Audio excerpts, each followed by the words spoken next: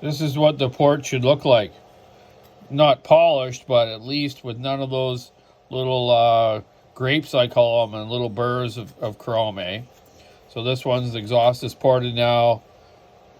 Polished up the combustion chamber, fixed all the burrs on every port. It's good to go after I wash it up and reassemble it. Now I'll show you the way it was before. Catch you later. Well, good afternoon. It's hump day, Wednesday. It's Inspector Clouseau. No, it's Inspector Donny. Remember Inspector Clouseau? That guy was funny, man. Oh, great actor, great movies. So yeah, I'm in. Did a 661 earlier today, a 500i that had bearing damage. Lucky the piston cylinder was saved. Just the plastic nylite cage made some marks on the piston, but I cleaned it all up for the fella, and he's got some new bearings happening. So I've just taken another 261 apart, an ms261 M-tronic, and I want to show you. These things are hit or miss. One's good and the next one's not. I'm going to show you what I've showed you before, but I'm going to show you again because that's the way I like to do it. Let's check it out. So, you know, I talk about chrome and little pieces in it, eh? Look at this exhaust port here. So look at right at the top of the exhaust port, right there. Hey, see all that? That's terrible. So right away, this saw brand new, just only ran at the factory.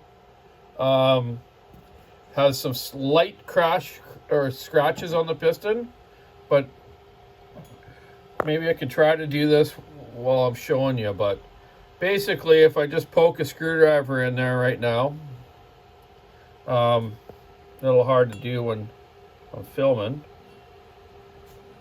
but those just poke out and fall off into the motor, okay? So that's hard nickel silver chroming that's just left over, right? Not good.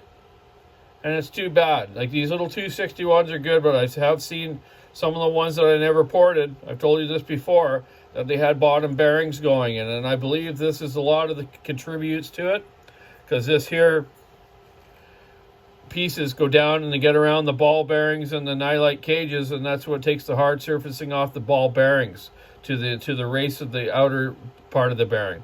You know, that's my theory. If you don't think that's not a good theory, well, I don't really care, but I really think that's the problem with them.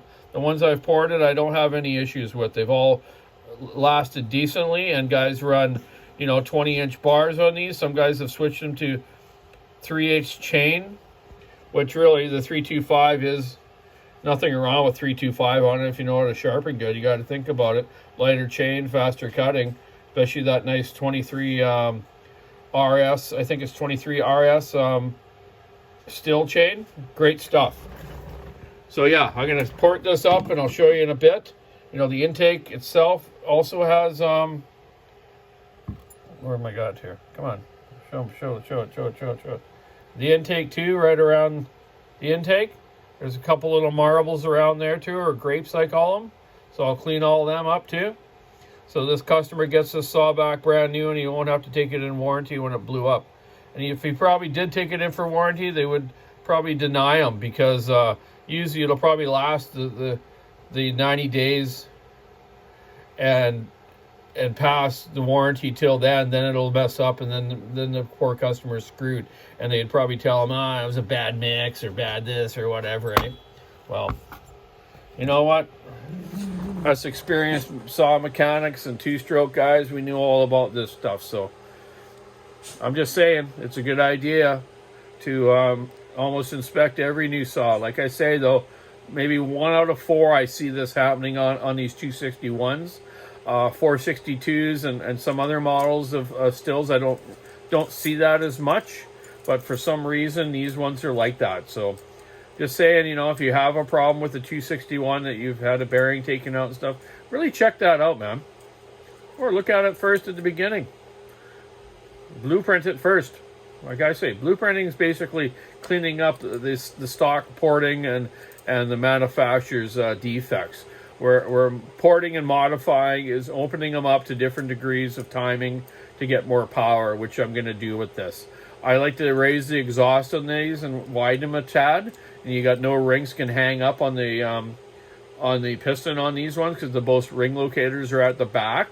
So I give it some more blow down timing and a little bit exhaust, more duration.